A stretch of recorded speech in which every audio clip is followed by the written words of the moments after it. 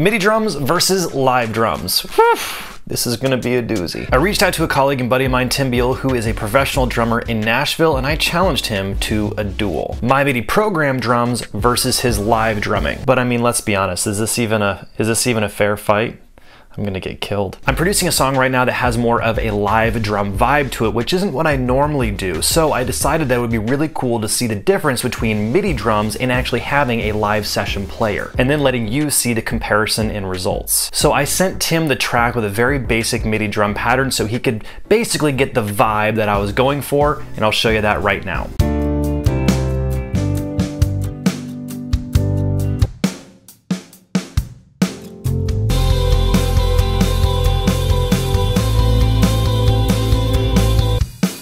And then he'll be adding his live drums, and I will be actually going and producing these MIDI drums to sound a lot more like what I would normally do. So what we're working with right now is still in the production phase. The vocals are not produced yet, and this is not a mixed version. So what I really want you to be paying attention to in this video is just the drums. So let's take a look at what Tim did with this, and then I'll be showing you how I leveled up the MIDI drum pattern, and then we'll compare at the end. What is up, people? My name is Tim Beal. I'm the drummer that's going to be battling Nathan in this video today. I live in Nashville, Tennessee, and part of what I do for a living is recording drums at home, just like we're going to see in today's video. All right, let's get into this song and see what I did on drums.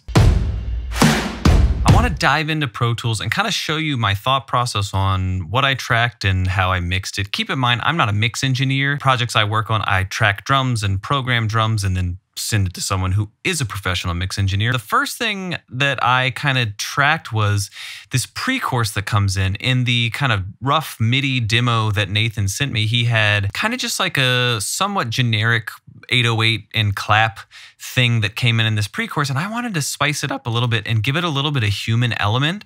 So this is what I ended up on that first pre-chorus. Here we are when I thought it was over now. So that's pretty small, it's pretty shrunk down. And then I have a little reverse and a spacey kick drum that come in at the very beginning of that. That's nice. That just kind of gives the downbeat of the section a little bit of something. And for the first chorus, Nathan in the demo he sent, there was nothing there, but I wanted to have just a little bit of something in the chorus. Not full kit, but I programmed a couple of things that just give it a little bit of space. So here's the first chorus. Hold on, love don't come that easy.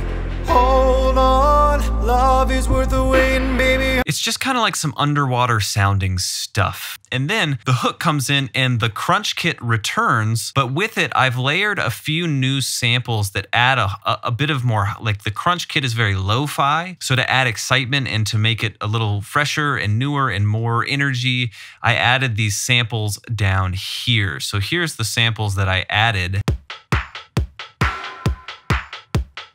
And in context with everything else. Who's to say it's over when you wait? And then the second verse, the full drums kick in. So let's hear a little bit of that. I thought the years were a waste of time, counting the days saying I was fine. It sounds very similar to what Nathan sent for the kind of like work tape demo. But for this pre-chorus, what I wanted to do was break things up a little bit. So I kind of went to this kind of ska. To give it a little bit of something, I programmed these two elements down here just to enforce the, you know, because now everything you're hearing is pretty much just the acoustic drum kit. But I wanted to add just a little bit of something, so I added this kind of tang ride and some bells every other backbeat just to like beef stuff up.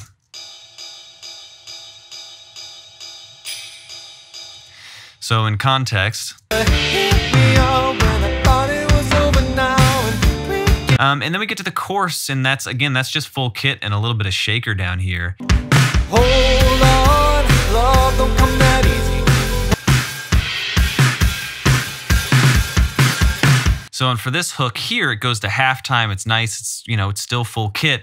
So I just switched to a tambo so that, you know, when I start washing the ride cymbal, you still get some very defined subdivisions. And then every other backbeat, I add this huge clap in here. Because it just kind of ties everything together. So here we go. And then at the very end of the song for the last fill, listen for, I took one of those big claps and reversed it. So it sounds like this. And that happens just during the last fill. So there you go. That's pretty much it. What's up, guys? I'm gonna give you guys a really quick rundown on how I did the MIDI drum portion of this battle. What you heard obviously at the beginning was this MIDI drums, which sounds absolutely terrible. So that's what I sent to Tim, and that's what I actually started with. So the very first thing I'll say is that you can notice that I have my drums laid out very similarly to how you do live drums. And this is one of the things that, having taught hundreds of producers and seeing how they go about their drum productions, this right here is one of the biggest factors in making better sounding MIDI drums, and that is to actually treat it like you would treat a regular kit with individual mics and individual tracks. So basically have every single sound on its own track. So you can see here I have snare, toms, floor tom, rack, rim. And so that brings me to the second point, and that is you need to be layering sounds. So if I were to just take like this snare and this kick right here, let's just take these. That sounds okay, but if I layer in another kick and another snare, it's gonna help me get a little bit further.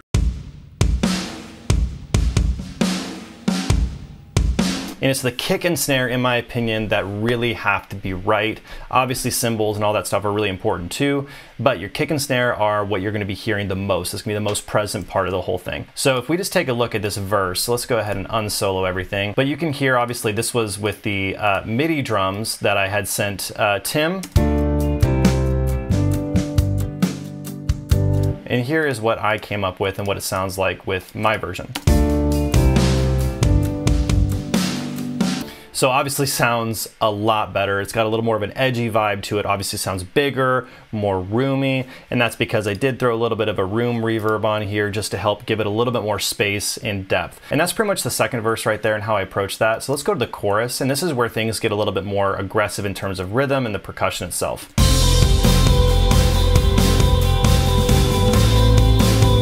So you can see here as well, like the toms, I have 3 different tracks for toms, and that's because I had my main MIDI toms right here, and then I actually layered in a couple actual floor and rack toms just to give it a little bit more impact.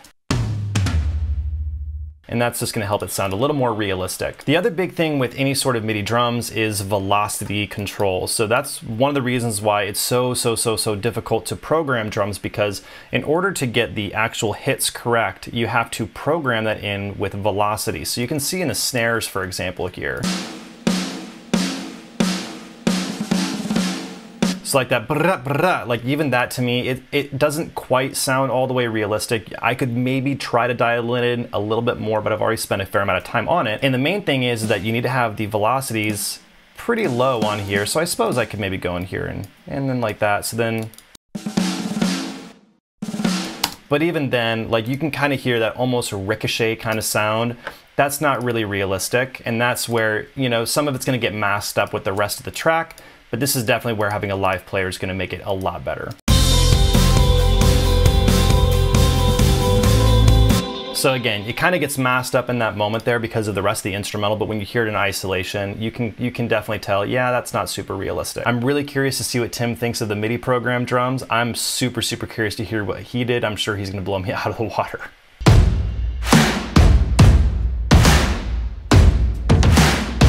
What is up, people? Nathan just sent his mix, and I'm going to now pull it up in Pro Tools and go ahead and listen and kind of react to his program drums versus the stuff that I played on the song with actual real drums. Here we are when I thought it was over now. Nice program part. This is similar to the demo he sent. Hold on, love don't come that easy. So in my version, the reason I programmed something here is because I just feel like the chorus didn't have enough to kind of drop into the chorus. And then this is nice, but I really do, the reason I programmed some stuff in the version I sent is because I felt like the beginning of the chorus just needed something, but this sounds good. I like these sounds.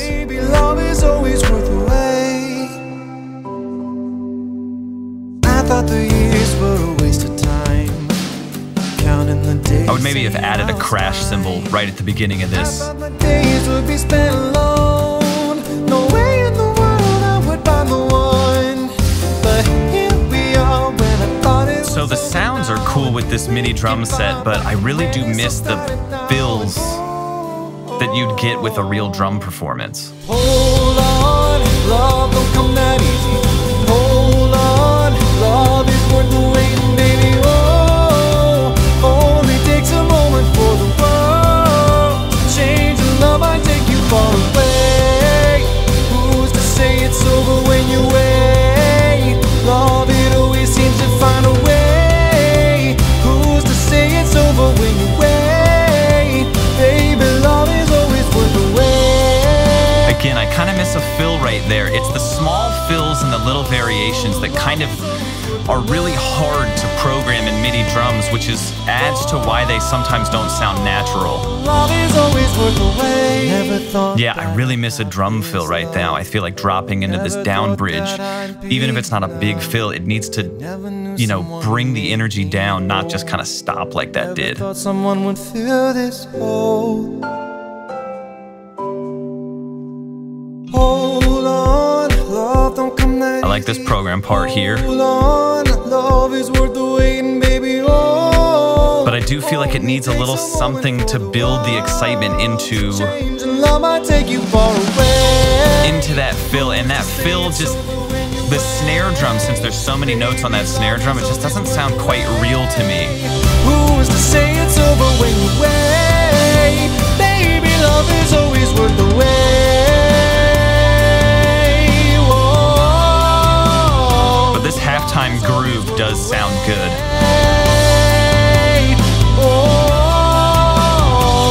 Love is always worth the wait. Now, I like that ending fill there. So overall, I think these drums sound awesome. Like, these drums sound really great.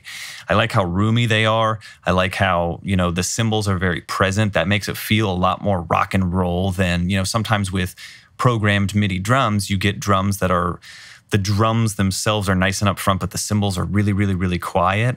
And that kind of is one of those things that can kind of sometimes give away, like, oh, like if a drummer were really rocking out on drums, the cymbals would be louder. They'd be more present. So I think that overall, the drums sounded really nice. The parts were good. The thing that I do miss in most MIDI drums is even when you have kind of like the drum tones dialed in, there's slight difference, there's slight variations when a real drummer plays with the ghost notes or a different articulation on the hi-hat and the fills. Like, it's those small, tiny little details that are so mind-numbing to go through the whole song and add throughout the song. So overall, my takeaway is the drum sounds that the MIDI drums have are really, really good. There's just areas of repetitiveness, and there's areas where maybe there should be fills that aren't, that kind of cue me to, this isn't a real drummer. This is a good sounding but programmed MIDI drum part.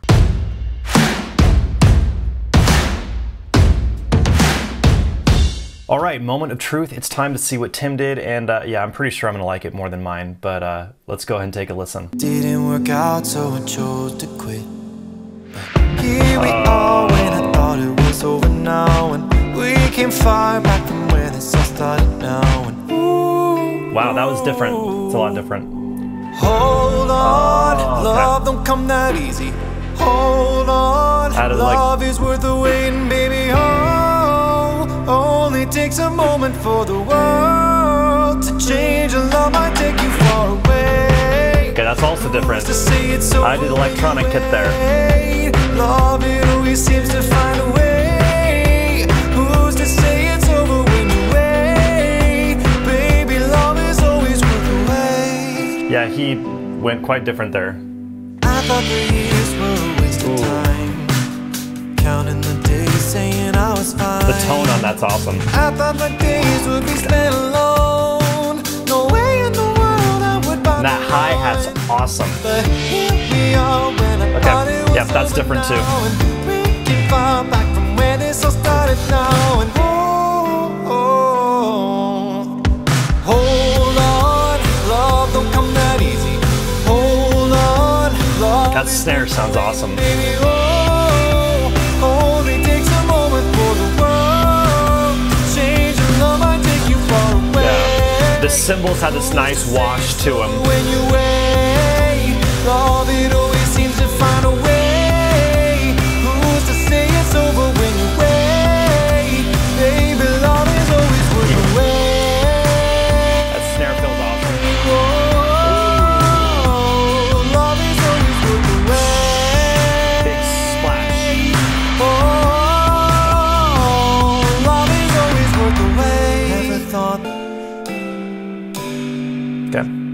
Hold on, love don't come that easy. So he went away from the electronic kit. Love is worth the waiting, baby. Oh, only takes a moment for the world to Tambourine, change. yeah. Love might take you far away. Love that fill.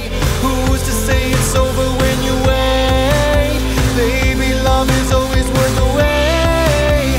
Who's to say it's over when you wait? Baby, love is always worth the wait. Love his halftime vibe. Oh, love is Oh, he's got the tambourine going there too.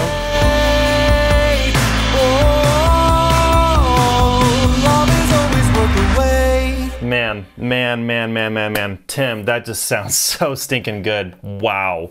So the tone of the drums is just amazing. Like, honestly, the hi-hat, dude, your hi-hat sounds just like thick.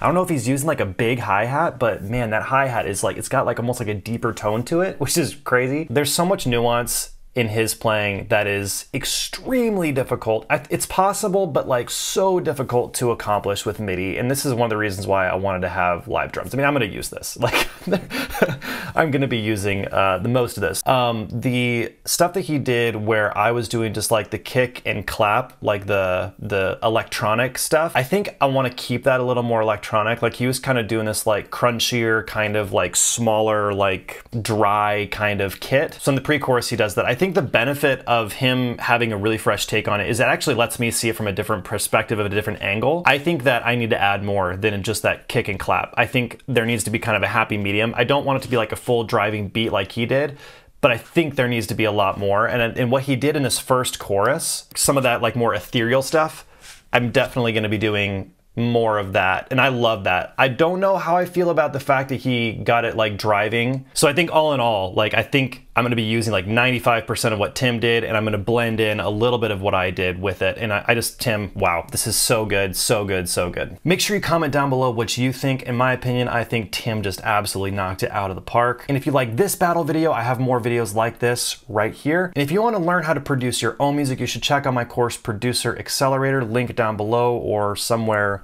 on the screen here as well. We'll see you in the next one.